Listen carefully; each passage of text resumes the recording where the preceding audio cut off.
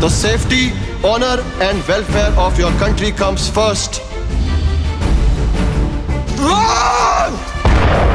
Your own ease and comfort will come last.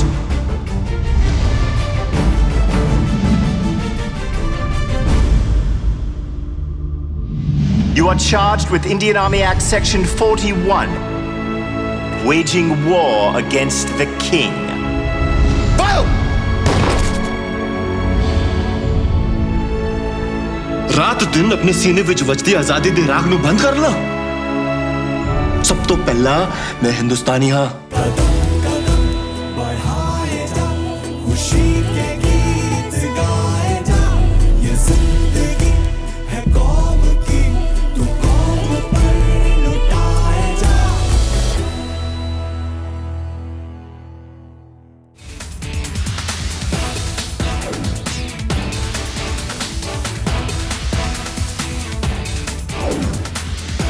Hello and welcome to India's World. A week since Prime Minister Modi's historic visit to Israel, a lot has happened, but strategic and political analysts are still gushing about the bonhomie and camaraderie between Modi and Israeli Prime Minister Netanyahu. Now, some saying that the ambiguity of the bilateral relationship is finally over. Officially, 7 deals were signed, which included setting up of an India-Israel industrial R&D fund, development cooperation on agriculture, also water conservation and setting up of a GEO-LEO optical link. Today, we'll take a look at some of those deals and also see if relations between both the countries have indeed taken a strategic turn. Joining us to discuss this today, we have in studio an esteemed panel. We have Mr. Pinak Ranjan Chakravarti, who is a former secretary of the MEA, Dr. A. Didar Singh, Secretary General of FICCI, and S. Samuel C. Rajiv, who's Associate Fellow with the Institute for Defence Studies and Analysis. Thank you so much, gentlemen, for joining me here. Mr. Chakravarti, if I could start with you first and talking about really going beyond, of course, the optics and the rhetoric in a political, strategic sense. Do we actually see India and Israel finally coming out of the closet? That relationship, is for keeps, and it's something which India is confidently, of course, showing to the world, especially the Arab world. You know, in private, Israeli diplomats have complained that India treats Israel like a mistress. Now, I think that era is now over. And it was... But don't forget that despite all the ups and downs and the fact that we did not recognize them till 1992, not recognize, but I think established diplomatic relations. Yes. We recognized them in 1950 actually. Israel has been pretty steadfast in its belief that, that ultimately this relationship is going to be of certain importance to both countries. And I think Prime Minister Modi's visit has really, as you mentioned, is a sort of a coming out party, so to speak, or coming out of the closet. And it's good that I think that era is over when our decision makers and political leadership felt that this relationship should be kept under the radar, so to speak. There are many reasons, and we can go into that, why we did it. But today I think that era is over. The narrative in the West Asian region has changed, and there is no reason today to keep the relationship in the shadows, so to speak. So I think Mr. Modi has taken the right step. It had to happen sometime, and it required a high-level decision to do it.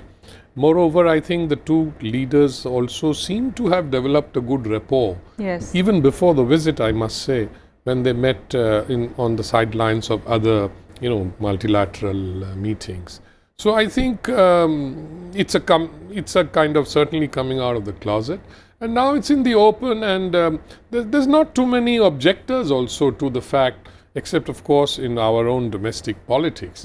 But this had to happen. The relationship is important in many ways, Yes. particularly in technology and defense sectors. So I think this was something that should have happened maybe earlier, but it's good that it has happened now. eventually happened. And even domestically, the opposition party has agreed to the fact that it is definitely a successful trip. Just that the BJP shouldn't make it seem as if it has happened only because of them. No, It no. has been an ongoing process, of course. Of course, in 1992, when we established diplomatic relations, it was Prime Minister Narasimha Rao's government. That's right, absolutely. Dr. Singh, terror and trade were really two of the main aspects that came out of the joint statement. Speaking of, the trade aspect, What, according to you, were the key takeaways from this visit? You know, before I talk about trade, let me just react to what my friend Pinak was just mentioning.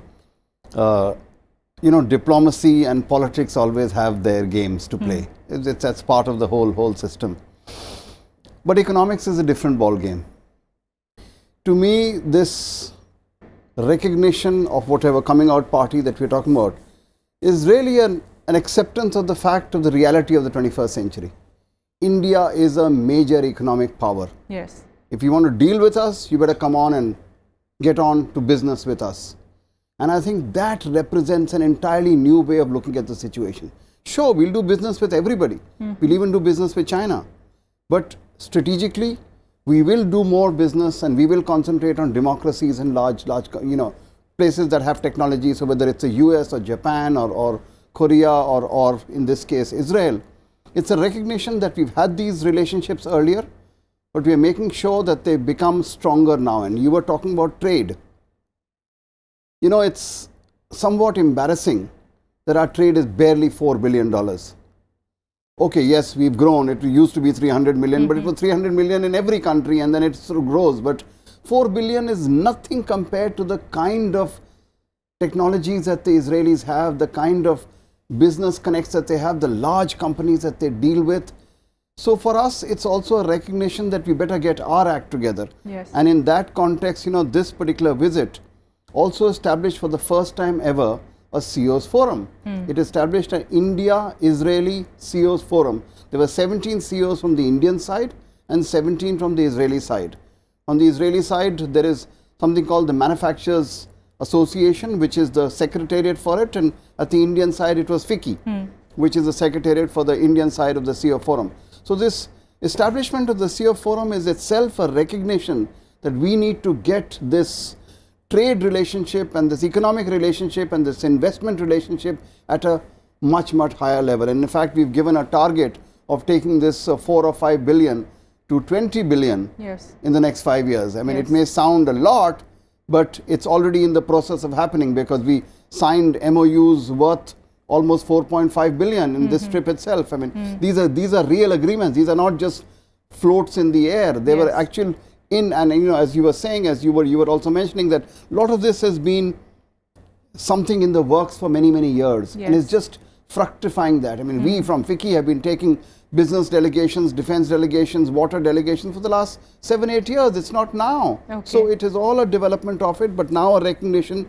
India is an important economic position player. Israel is an important economic technology player. We need to be getting on with this relationship. Absolutely. If at all there is anything which is of any concrete terms as far as defense, as far as deals are concerned, trade-wise, defense is the only aspect that perhaps has been flourishing, really, if you could say so, isn't it, Samuel? And also, you know, in February itself, there were deals that were signed in terms of, you know, procuring missiles and things like that. So that, of course, is an ongoing process. But do you think that you know, this meeting is going to give a further impetus to perhaps that relationship, at least that we have as far as defense deals are concerned? Yes, I think the defense aspect of the cooperation were the major drivers of the India-Israel strategic partnership. We didn't call it strategic till a couple of days ago. Yes. But now that we have done so, we have acknowledged that part of the relationship. And as the Indian officials and everybody else has been saying, it's an ongoing process. And you have mentioned a few of the deals that have been signed in April for point defense missile systems. And I think we are expected to get a few more items. I think we have about 3 Falcon AVACs, airborne volume controlling systems, and we'll expect to get 2 more of those.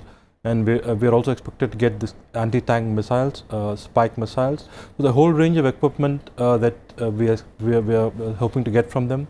And also we are co-developing significant equipment with Israel.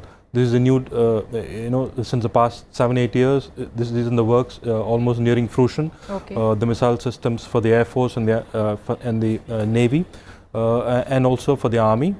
So this, and not just for both India and Israel, we expect to even export these systems to third countries potentially. Even the Tower rifles, for instance, the Israel weapons industries and a private company, Punj Lloyd, have set up a factory in Madhya Pradesh. Okay. So it's a whole range of very important developments that have taken place. Not just related to the Prime Minister's visit, but even before that, and it's an ongoing process. And it's set to continue and perhaps get bigger in the years to come. Absolutely, is the hope. Absolutely. Yeah. All right, talking about terror, both leaders, of course, speaking on terror, saying, they're going to bilaterally try and, of course, work things out. The fight against terrorism is something which is a combined effort. But as far as viewing terrorism between India and Israel, it's very different. Their ideology towards terrorism, how they view terrorism is quite different, isn't it, Mr. Chakravarti? Indeed it is. And I don't think the people who they regard as terrorists in their own region and whom we regard as terrorists in our region are different. Yes. But there are some shared ideologies there. Not necessarily the same, but there are some shared ideologies. But what is important is that Israel over the years, because of this terrorist threat that they have faced, have taken certain measures, developed certain technologies that are very useful for fighting terrorism. And I think that is the main issue here when we talk about cooperation in counterterrorism and anti-terrorism. So I think both technology, methods, and I think strategies, all three together are what we would say is the basis for counterterrorism cooperation. There are many things. I don't want to take names of certain items that are very useful, for example, in guarding our borders and for giving alerts on, when somebody comes in. Yes. There are many such things. Also cyber technology. Plus yes, cyber technology. Yes. In the cyber area, India and Israel have cooperated for a very long time because Israel is also very, very good at startups and new technologies. And I think Indian startups, etc., have found some niche places where they work together. Now, coming back to the counterterrorism effort, I would say that the basic strategies, the terrorists are different, in both regions. Yes. But the strategies to deal with them, to deter them or to counter them, or when it happens to fight with them, those can be adapted to our region as well. Okay. And I think India has been under the terrorist threat for a very long time. So I think those will be very useful for India. All right, we'll continue this discussion. We'll take a quick break here, be back with some more aspects of what took place during that meeting, of course, between Modi and Netanyahu, the deals that were signed. We'll take a quick break, be back with more. Stay with us.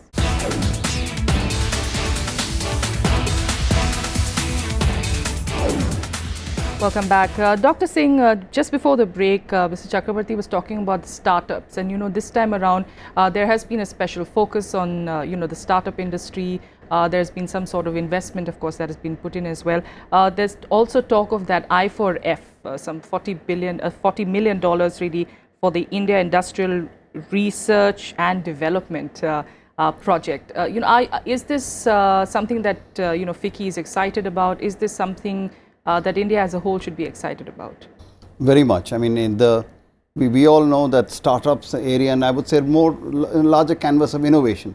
Innovation is really the key to this kind of relationship, and this fund which has been set aside is going to be important, but it's more of a G2G kind of fund, which of course others can access. But I'll tell you the second part of the story, which is the private sector part.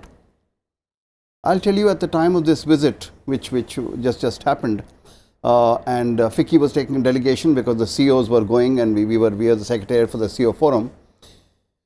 A request came to us from startups because we also do an innovation program in FICCI, and we had 140 confirmations in 1 week's time of people who were interested to go for an event to Israel. Now, because of the logistics and the problems right now, it was felt that this is not the right time to do it. So we're going to launch it at the end of the month. So we are proposing to take it on the 28th of July. Okay. But what I was mentioning here was that the excitement of collaboration in the startup and innovation area is extremely high. And it's not just about technology, it's also about financing. And here it's actually, I mean, if you go beyond the Israel sort of connection, there is also the US connection. Again, Indian diaspora located in Silicon Valley, they were there for another conference which FICCI also took part in. And the whole thing was to establish a sort of a tripartite innovation platform where we can access funding, technologies, and entrepreneurship, all three together. Different parts of the three parts have different strengths in it, but India is very much going to be part of it. So I believe that this innovation and startup is definitely a very, very large area. Not only did the two prime ministers talk about it and actually signed up something, the two governments are working on it, but I'm only confirming that from the private sector side, there is a lot of sort of demand and expectation in this area. Samuel, we're also seeing a strategic, using that word, of course, more often than we are now with the India-Israel relationship, agricultural partnership, also in regard to water conservation and things like that. Could we see this, being great really for India's food security, for an instance, and also for the fact that the Modi government is really aiming for this second green revolution? And do you think this is going to help in that to a certain extent? Definitely. I mean, this will be one of the growth drivers of the relationship. This has been a strong, as it is a very strong aspect of the relationship. We already have about, I think, 3 work plans which have been being implemented. They've agreed for a 4th work plan to begin from 2018 onwards. 3-year work plans that we have, a very concrete aspect of the relationship. Israeli water companies are very active in India. In fact, Israel is going to be a partner for India-wide water campaign, conservation campaign, and it's for very important reasons that we have chosen Israel as a partner country. Israel is a world leaders in water technology. Yes. More than 90% of their water is recycled. They heavily use this water for irrigation, for drinking purposes. Desalination, very strong. Israeli companies are very active in India also, in Chennai, in Hyderabad, and near Agra. So I think it's going to be, and drip irrigation facilities, companies like Nandan Jain and others. So this will be a huge area, and this gels with the government of India's priorities, developmental priorities, a whole range of activities that we have lined up, Clean Ganga mission, yes. So smart cities. So the point that the Indian officials and Israeli officials have been putting forth, is that Israeli technology gels with India's developmental needs. Yes. So it's up to us to take advantage of the technology, because Israel is more than willing to provide the technology to us. And talking about taking advantage of technology, Israel also looking forward to take advantage of India's space technology, and that in itself was also a big deal that was signed. Yes. I think that there's some joint projects that both the countries want to pursue. Regarding this optical links, GeoLeo optical links for future broadband, connectivities, and there's for atomic clocks, research on that issue. And a third aspect, I think, and there's a strong Israel wants to take advantage of India's launch capabilities also. We launched their nano satellite recently. Earlier also we launched their bigger satellites. But in the meanwhile, I think Israel has been looking at other launch markets, especially the Americans. They recently had a failure there also. They lost a satellite, which was of course ensured. So I think we want them to continue to look at our advantages and make use of those advantages effectively. Okay, Dr. Singh, can Israel actually become a co-partner in India's modern economic modernization, if I could say so? Can it really become a partner in that? Everybody can. Everybody can. We have but considering how trade has been, you yourself have pointed out the fact that it hasn't been up to the mark. Israel is definitely something which is a very strong economic partner, and Indian companies are looking for that kind of technology. But let's be a little clear on this. It's not a one-way street. Yes. The example that was just mentioned here, the Jain Nandan investment, it was Jain Irrigation who invested in Israel and bought a company 12 years ago, not today. And they have taken that company, subsidiaries of that company have now gone to 15 other countries. So it's not a one-way street. It's not just coming to the Indian market. It's Yes. also Indians investing there, looking at the opportunities and probably accessing third markets. Same thing in space, same thing in cyber security, same thing in manufacturing. So it's this, and this is really the meaning of partnership. Yes. How do we connect? And I'll just read out to you some agreements that got signed. You know, I was there myself for this visit, and we had a large number of Indian companies that had gone, part of the CEO Forum, and others also who were interested. And I'll just read out some of the agreements that got signed. Texmaco Rail and Engineering, which is Advent's group, signed with Lation Lesico Group. Alpha Design Technologies signed with Elbit Land Systems. Elcom Innovations, Sun Group, signed with Ecopia Scientific Limited. Wipro signs with Israel Aerospace Industries. Dynamatics signs with, again, Israeli Aerospace and Elcom Systems. Cadila Healthcare signs with Fibro Animal Health Corporation. So it's a whole new area. Sun Group signs with WaterGen. Kalyani Strategic Systems signs with Israeli Aerospace Industries. Mahindra signs with SCAF Engineering, and Mahindra Aerostructures with Cyclone Elbit Group. So a whole range of areas. Yes. And I'll tell you, these, unlike other times when this agreement signing situation happens, because we were going for the CEO Forum, we asked around and who would be interested in doing something there, and 6 companies came to us. By the time the actual signing took place, it had become 12. So there was so much excitement, Yes. so much of the companies in the CEO Forum wanting to do things with each other and other companies also. That palpable excitement of getting things done right away was something that was really something special to see. And we expect virtually every one of these agreements to actually fructify and become something. And we had roughly calculated as $4.3 billion just on these, and taking the defense out, because Yes. defense we normally don't mention the figures. Some of these are defense ones, Yes. and you could add a few more billion there, but just the non-defense part was 4.3 billion. 4.3 billion. in That's a one big day. number. Yes, absolutely. It's a large number. Absolutely. And the very fact that, now you have an open relationship, if you could say so, a nod from the Prime Minister, from the government itself, the go ahead, this relationship is, something which is out in the open. It's something which is going to be constant. That also adds, of course, to course the it does. excitement, Of course adds it does. to the The confidence, stability. really. Absolutely. Yeah. But looking very quickly also at how, the world media has viewed, not the media, sorry, world leaders are viewing this relationship. Is there something to that? Because media-wise, of course, everyone's been, going gung-ho really about everything, the bromance, whatever you could call it, all the words possible, from marriages to a live-in relationship that has now become a full-time marriage, and everything possible has been used, to signify really the importance of this relationship with Netanyahu and Modi. But, world-wise, as far as global leaders go, the Arab world goes, how are they viewing this? Is this a pragmatic, rational relationship which has to go ahead? And that's something that everyone needs to understand. I think media, of course, has its own sort of way of putting out these words and Yes. romance and Yes. things like that. It's a competitive media, and that's fine. I mean, they can portray the relationship as they perceive it.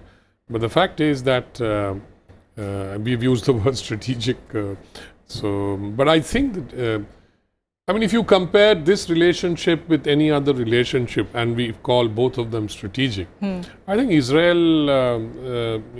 the Indo-Israeli relationship has a lot of strategic component. And today, you see, the important thing is, as Didar was mentioning, that the enthusiasm has grown among even the private sector. And why does that happen? That's because the political leadership, the signaling that they have done, Yes. is actually adding to that, to the appetite for more cooperation, which is a good thing for us. I think India is a large market. The Israelis are also interested in the Indian market. They know they can sell certain things here. These are all commercial agreements, so I think they will make money. We will get technologies. Our companies will make money. So ultimately, that is the way to go, to have a sustainable commercial relationship with Israel. And indeed, but Israel, let me also say as a caveat that Israel is a small country, and and I think there's just about 7 million people. So there is a limitation on the market size Yes. there. Whereas the market is growing because many more people in India are coming out of the poverty trap, etc., and becoming more middle class and spending more money. Yes. So while ours is a very, very large growing market, the Israeli market has inherent limitations about the size. So that is one thing. But to come back to the reaction worldwide, I think I have not seen any adverse reaction even from the Arab countries, for example. I don't know what Iran has said, because Iran usually is very negative Yes. on anything on Israel. So far, it seems to be only from the Palestinian side. The that there has been- Palestinians, of course, Yes. have expressed some unhappiness, but they also understand Okay. that they cannot prevent this relationship growing. But as long as we maintain our relationship with them, and also do not change our position, the official position, which we haven't changed, Yes. on that the fact that we want a two-state solution, finally, both states living together with defined borders, etc., that hasn't changed. So I think the relationship with both countries, shall we right. say, has been de-hyphenated, All right. Palestine and Israel. So I think that is a good thing. All right. We'll have to leave it there for now. Thank you so much, gentlemen, for joining me on this episode of India's World. That's it for the moment. Thank you.